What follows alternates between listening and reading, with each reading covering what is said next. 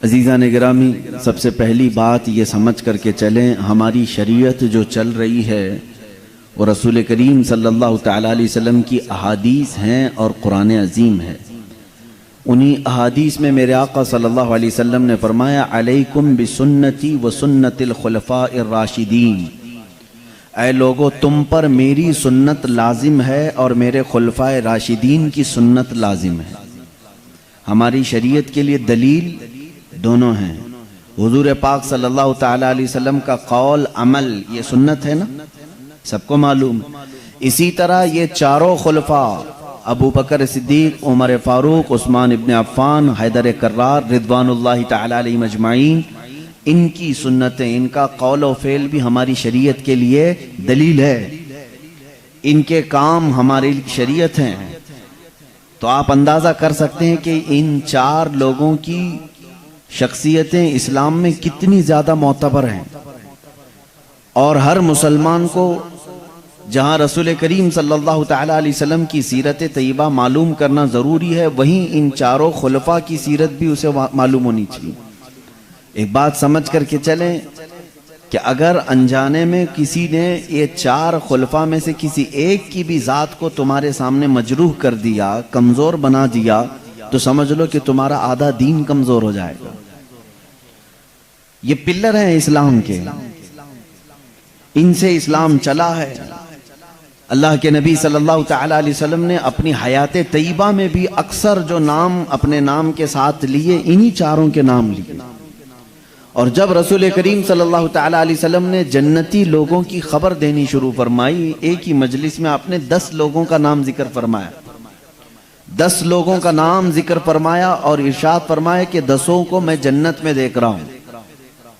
ये वो खुश नसीब लोग हैं जिनको अल्लाह के नबी सल्लल्लाहु अलैहि वसल्लम ने दुनिया में जन्नत की जमानत दे दी, बशारत दे दी। वो 10 को अशरे मुबशरा कहते हैं हम। उन अशरे मुबशरा में से भी जो शुरू के 4 नाम हैं वो यही खुलफाए राशिदीन ही हैं। हुजूर अकरम सल्लल्लाहु अलैहि वसल्लम की हदीस यूं है, इरशाद फरमाते हैं, अबू बकर फिल जन्नह, उमर फिल जन्नह, उस्मान फिल जन्नह, अली फिल जन्नह, तलहा फिल जन्नह, जुबैर फिल जन्नह, सईद फिल जन्नह, अबू उबैदा फिल जन्नह, ज़ैद फिल जन्नह, सअद फिल जन्नह, अब्दुर्रहमान इब्न औफ फिल जन्नह। ये अशरे मुबशरा हैं जिनको हुजूर सल्लल्लाहु तआला अलैहि वसल्लम ने एक ही बयान में फरमाया था कि ये 10 लोग जन्नत में हैं, ये 10 लोग जन्नत में हैं। हज़रत अबू बकर सिद्दीक रज़ियल्लाहु तआला अन्हु से लेकर बाकी तमाम के नाम इसमें आए हैं। मेरे अजीजों, खुलफाए राशिदीन का दौर इस्लाम का सुनहरा दौर है, सुनहरा दौर है। और इनके दौर की मिसालें आज पूरी दुनिया याद रखती है। अब इसको एक और हदीस पाक से मैं यूं बता दूं, हुजूर अकरम सल्लल्लाहु तआला अलैहि वसल्लम ने इरशाद फरमाया कि मेरे बाद खिलाफत 30 साल तक चलेगी। मेरे बाद खिलाफत 30 साल तक चलेगी। अल खिलाफतु बादी 30 आमन। हुजूर अकरम सल्लल्लाहु अलैहि वसल्लम ने फरमाया मेरे बाद खिलाफत 30 साल चलेगी। वो गैब दां रसूल सल्लल्लाहु अलैहि वसल्लम ने कैसे बयान फरमाया, देखिए। खिलाफत जो है हुजूर सल्लल्लाहु तआला अलैहि वसल्लम के ही नहज पर, आप ही के तरीके पर हुकूमत कायम करने को कहते हैं। खिलाफत इलेक्शन से या किसी तरह से जोर जबरदस्ती जंग से कुर्सी को हासिल करने का नाम नहीं है। खिलाफत अला मिनहाजी नबुवा, रसूल करीम सल्लल्लाहु तआला अलैहि वसल्लम की शरीयत के ऐन मुताबिक कुर्सी को कायम करना, इसी को क्या कहते हैं, खिलाफत। और हुजूर अकरम सल्लल्लाहु अलैहि वसल्लम ने अपनी जिंदगी पाक में ही ये फरमा दिया था, मेरे बाद खिलाफत 30 साल चलेगी, उसके बाद फिर बादशाहत आ जाएगी। उसके बाद क्या आएगी, बादशाहत। बादशाहत में होता यह है कि आम लोगों को राय देने का हक नहीं होता। जो एम्पायर होते हैं या रूलर होते हैं, जैसे आज भी बादशाहत है, सऊदी में है और यूएई में है और बहुत सारे ऐसी जगह हैं जहां पर बादशाहत चल रही है। यहाँ पर अवामुन्नास की राय की कोई अहमियत नहीं होती। ये जमहूरियत में होती है जो हम जिस मुल्क में हैं, डेमोक्रेसी। पूरी की पूरी डेमोक्रेसी इस्लामी नहीं है, लेकिन तकरीबन मिलती जुलती है। अल्लाह के नबी सल्लल्लाहु अलैहि वसल्लम ने भी जो जमहूरियत कायम फरमाई वो इस तरह कि खलीफा मुंतखब होगा किसकी राय पर?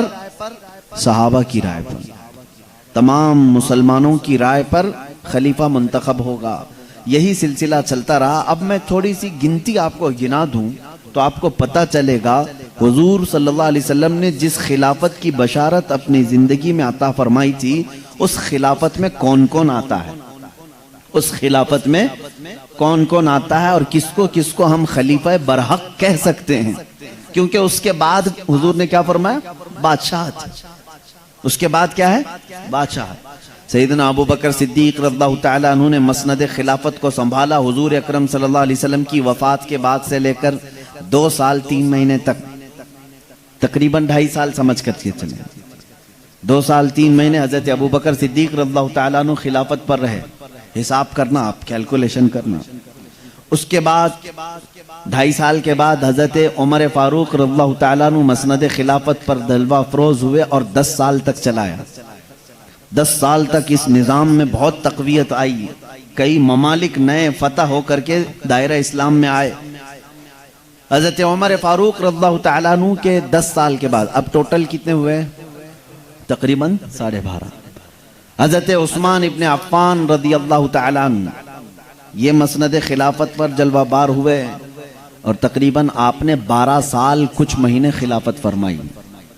12 साल कुछ महीने खिलाफत फरमाई, तकरीबन 12.5 साल समझ कर चले। अब पूरे टोटल कितने हुए? तकरीबन 25 साल के बराबर। फिर हजरत उस्मान इब्ने अफ़्फ़ान रज़ियल्लाहु ताला अन्हु की वफात के बाद मौला अली करमल्लाहु वजहुल करीम खिलाफत की इस मसनद को संभालते हैं। तकरीबन 4.5 साल तक आपने खिलाफत फरमाई। कितने हुए? 29.5, तकरीबन 29.5। ये कुल मिलाकर के 29 साल 6 महीने होते हैं। 29 साल 6 महीने यानी तकरीबन 29.5 साल। अल्लाह के नबी सल्लल्लाहु ताला अलैहि वसल्लम ने क्या फरमाया? मेरे बाद खिलाफत 30 साल चलेगी, उसके बाद बादशाहत। मेरे बाद खिलाफत 30 साल चलेगी। सबको यही मालूम है कि खुलफाए राशिदीन कितने हैं? सबको यही मालूम है खुलफाए राशिदीन कितने हैं? 4। मौला अली करमल्लाहु वजहुल करीम की वफात के बाद आपकी शहादत हो गई ना, मस्जिद में आपको भी शहीद किया गया। मौला अली करमल्लाहु वजहुल करीम के बाद अब खिलाफत का मसला गर्म हो गया कि कौन खलीफा बनेगा। बहस छिड़ गई, जगह जगह बातें होने लगी। अब 3 गिरोह हो गए थे मुसलमानों के उस वक्त। बाज लोग हजरत अब्दुल्ला बिन जुबैर रज़ियल्लाहु ताला अन्हु जो मक्का में थे उनको कहते कि आप खिलाफत का ऐलान कर दें, लेकिन जो मदीने वाले थे और कूफा वाले थे इन्होंने हजरत इमाम हसन मुज्तबा रज़ियल्लाहु ताला अन्हु को इसरार किया कि आप खलीफा बनें। और मुल्क शाम में दमिश्क में हजरत अमीर मुआविया रज़ियल्लाहु ताला अन्हु को खलीफा बनाने की बात चल रही थी। 3 जगह से 3 आवाजें थी। लेकिन मेरे अजीजों, हजरत अब्दुल्ला बिन जुबैर रज़ियल्लाहु ताला अन्हु ने ऐलान नहीं फरमाया। चंद लोग थे मक्का मुकर्रमा में, उनके हजरत अमीर मुआविया ने ऐलान कर दिया, लेकिन साथ ही मदीने वाले और कूफा वाले सबों ने हजरत इमाम हसन रज़ियल्लाहु ताला अन्हु को खलीफा मान लिया। किसके बाद? हजरत अली के बाद। हजरत अली रज़ियल्लाहु ताला अन्हु के बाद खलीफा मान लिया। लेकिन यह पहला इत्तेफाक था इस्लाम में कि बैक वक्त 2 जगह से ऐलान हो गया, एक दमिश्क में मुल्क शाम में और एक कूफा में इमाम हसन रज़ियल्लाहु ताला अन्हु। उम्मत बट ना जाए 2 खलीफाओं के बीच में। अब तक क्या था? चारों खुलफा के एक आवाज के बाद फिर कोई दूसरा खलीफा आवाज नहीं उठाया, कभी नहीं हुआ। हजरत अबू बकर सिद्दीक रज़ियल्लाहु ताला अन्हु को कुल इत्तेफाक से सारे लोगों ने बैत की और खलीफा तस्लीम किया। हजरत उमर रज़ियल्लाहु ताला अन्हु के साथ भी, हजरत उस्मान गनी रज़ियल्लाहु ताला अन्हु के साथ भी, हजरत अली करमल्लाहु वजहुल करीम के साथ भी। यह और बात है कि इनकी जिंदगियों में कुछ लोगों के नहीं बैत करने की तारीख मिलती है, लेकिन किसी ने दूसरे खलीफा का ऐलान नहीं किया। ये पहली मर्तबा हुआ। एक तरफ हजरत इमाम हसन रज़ियल्लाहु ताला अन्हु और दूसरी तरफ हजरत अमीर मुआविया रज़ियल्लाहु। बहरहाल ये मामला कब खत्म हुआ? अब यहां पर एक गुत्थी मैं सुलझाना चाहता हूं। बाज लोग हजरत अमीर मुआविया की शान में भी भौंकते हैं, बहुत गलत अल्फाज कहते हैं। उनको भी यहां से तमीज सीखनी चाहिए। सहाबा के बारे में जब बात करें तो जुबान संभाल के बात करें, वरना तुम्हारा ईमान खतरे में आ सकता है। मामला यह है कि मेरे आका सल्लल्लाहु अलैहि वसल्लम ने फरमा दिया मेरे बाद खिलाफत 30 साल चलेगी, लेकिन चारों खुलफा 29.5 साल में दुनिया से पर्दा फरमा चुके थे।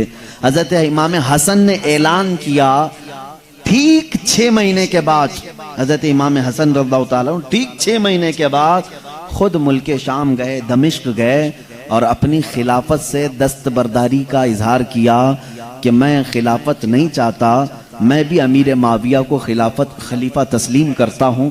दोनों के दरमियान कुछ एग्रीमेंट हुए। हज़रत अमीर माविया रज़ियल्लाहु ताला अन्हु ने भी उनका एहतराम किया, इज्जत फरमाई।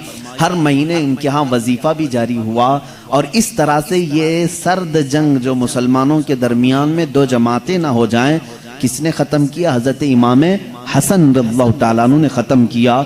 बचपन में मेरे आका सल्लल्लाहु अलैहि वसल्लम ने उनको देख करके एक बार फरमाया था मेरा ये बेटा मुसलमानों की 2 बड़ी जमातों में सुलह कराएगा। हज़रत इमाम हसन रज़ियल्लाहु ताला अन्हु ने वो सुलह फरमाई और अपनी खिलाफत से दस्तबरदारी का इजहार किया। और किसके हक में खिलाफत चली गई? सबको समझ में आ रही बात? मैं सादे अंदाज में समझाना चाह रहा हूँ। हज़रत अमीर मुआविया रज़ियल्लाहु ताला अन्हु फिर खिलाफत का ऐलान फरमाए। तकरीबन सारे मुसलमानों ने उनको खलीफा तस्लीम किया और वो 20 साल तक खलीफा थे। कितने साल? बहुत लंबे अरसे तक वो खलीफा रहे, 20 साल तक वो रहे। उससे पहले भी तकरीबन 12 साल से वो गवर्नर भी थे। बड़ी लंबी उम्र उन्होंने इस चीज में बिताई। अब मसला यहां पर यह आता है, मेरे आका सल्लल्लाहु ताला अलैहि वसल्लम के फरमान के मुताबिक मेरे बाद खुलफाए राशिदीन जो कहलाए जाएंगे उनका जमाना 30 साल का होगा। 29.5 साल तक तो 4 खलीफाओं की जिंदगी गई, बाकी जो बचे 6 महीने थे वो इमाम हसन मुज्तबा ने पूरी फरमाई। इस एतबार से ऐ सुन्नियों समझ लेना, वो चारों खुलफाए राशिदीन के साथ 6 महीने का एक और खलीफा राशिद है जिसको दुनिया याद नहीं करती, वो इमाम हसन मुज्तबा है। वो इमाम हसन मुज्तबा रज़ियल्लाहु ताला अन्हु, हम उनको खलीफा राशिद 5वां तस्लीम करते हैं, इसलिए कि जो बाकी 6 महीने जो बचे थे मेरे आका के फरमान के मुताबिक उन्होंने ही पूरे किए। और बाज लोग कहते हैं ये फजीलत तो अमीर मुआविया के भी शान में जाना चाहिए, क्योंकि 29.5 साल के बाद उन्होंने भी खिलाफत का ऐलान किया। लेकिन ये बात फिट नहीं बैठती, इसलिए कि वो 30 साल के बाद भी खलीफा थे। हुजूर सल्लल्लाहु अलैहि वसल्लम के फरमान के 30 साल के बाद भी वो 20 साल तक और खलीफा रहे। लेकिन ये बात आकर फिट बैठती है तो इमाम हसन की जिंदगी पर बैठती है। इमाम हसन रज़ियल्लाहु ताला अन्हु ने खिलाफत फरमाई 6 महीने तक और उसके बाद दस्तबरदारी का इजहार फरमाया। मेरे अजीजों, ये जमाना है खुलफाए राशिदीन का। कुल कितना है? सब मुसलमानों को याद रहेगी ना बात। ये 30 साल कयामत तक के लिए रोशन दलील है। वो 30 साल कयामत तक के लिए मुसलमानों के लिए दलील हैं। उनकी जिंदगियां हम सब के लिए इबरत हैं।